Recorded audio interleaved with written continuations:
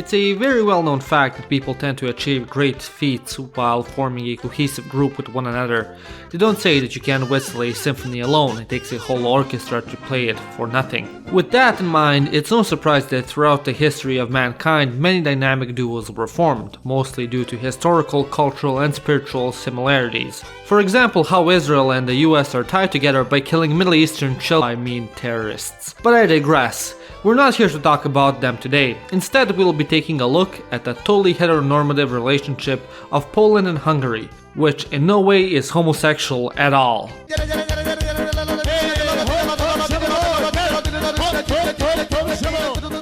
Poland and Hungary's relationship could be vaguely described as the enemy of my enemy is my friend. Of course, that isn't the whole story. Hungary and Poland share many cultural similarities as well, like how they both have a language resembling Donald Duck having an orgasm. Oh my god, I feel so good. Oh yeah, oh slow down, oh yeah.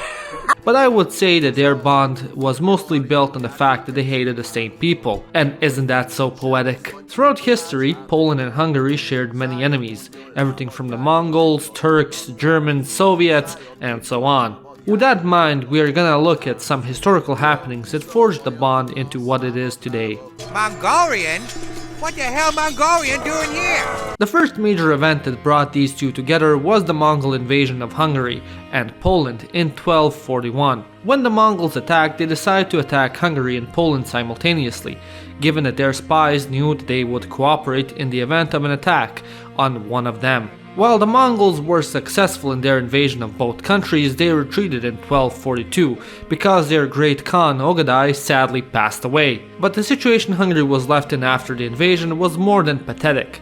Between 50 and 80% of the settlements in Ölföld were destroyed, and Hungary lost somewhere between 15 to 25% of its population, which would be around 500,000 people at the time. The Polish weren't in a much better situation either. Their assets were also saved because of the sudden retreat of the Mongols. The combination of their very badly protected towns and the Mongols' ungodly animal-like bloodlust with the combination of otherworldly horse archery caused them to lose at the end, even with the cooperation of the two, and other kingdoms who aren't that important. However, when the Mongols returned to finish off what they started, they weren't so lucky, as Hungary was prepared this time. Under King Béla IV, Hungary took extensive precautions in the preparation of future invasions of the Mongols. Poland, on the other hand, would go on to lose the second Mongol invasion as well, but later on it would win the third one with the help of Hungary, and thus the Polish-Hungarian bond started to bloom, with the defeat of their first large common enemy. The next mutual enemy Poland and Hungary would face together were the sweet potato jaw monarchy, also known as the Habsburgs. In the 14th century, three kings met up at the Hungarian city of Visegrad, those being the kings of Hungary, Poland, and Bohemia, whose main objective was to form a cooperative effort between these three against the dynastical personification of the state of Alabama, who had previously suddenly expanded their domain and power. As such, the kings agreed to create a new commercial route to bypass Vienna, which in turn would benefit the three powers. Now we've come to talk about the common enemy of the entirety of Europe, that being the Turks, aka the Ottomans. Between the 13th and the 15th centuries, the Ottomans were gaining more and more power and expanding throughout the Balkans, which would eventually put Christendom and all the Jesus-loving kingdoms in danger of becoming modern-day London and Paris. Thus, in true Hungarian fashion, Hungarian King János Hunyadi stepped up as a defender of Christianity and went into battle against Turkish invaders supported by the King of Poland, Vladislav. Poland was the only foreign power who offered Hungary any help in their crusade against the Ottomans.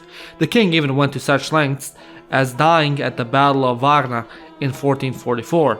János would be captured by Vlad II, but later on released after a hefty sum of money was paid. Hungary would later go on to lose another battle on Kosovo, but János would repay himself in 1456, winning back Belgrade. Later on, after the Ottomans finally defeated Hungary in the 16th century, many Hungarian nobles took refuge in Poland, where they would gain power and turn back to start again the fight for their homeland.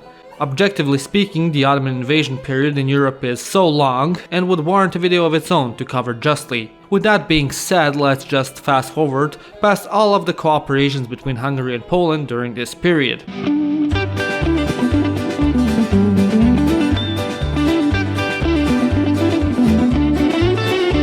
All in all, ultimately, the Poles coming to help out Hungarians in their wager against the Ottomans made the two countries closer as their blood was shed together against the same powerful enemy.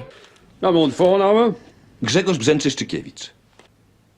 World War II is arguably one of the main factors that made the two groups uncontrollably simp for one another in the YouTube comment section. While yes, technically both countries were on the opposite sides of the war, they still managed to have friendly relations with each other.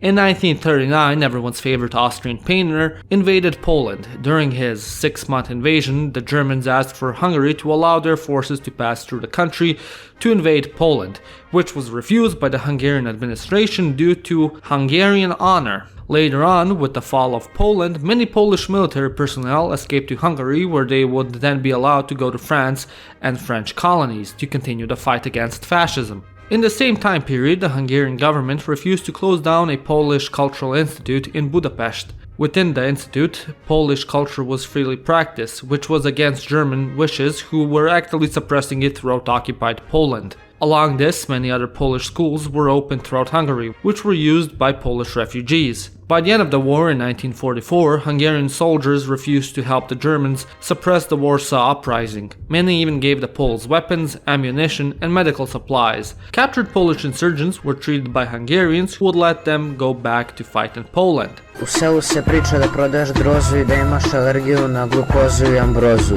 Hungary's hate towards the Russians stems from the revolution of 1956. Poverty was rampant in Hungary at the time, and most of the industrial goods and foods was sent to Russia, which is kinda bad given that you are starving. Other than that, they hate the very forceful way Russia was doing things, mainly their tendency to censor books and media, control what was taught at school, and in the implementation of the secret police, and all sorts of communist bullshit social studies students propagate for today. The banning of religion was also a big negative, given that Hungarians are very religious even to this day. As for Poland, their main reason for hating them was the Polish-Soviet War, and then the Soviet control of Poland. During communist times, Poland was a vassal state of the USSR. It's not just that the Soviets imposed communism.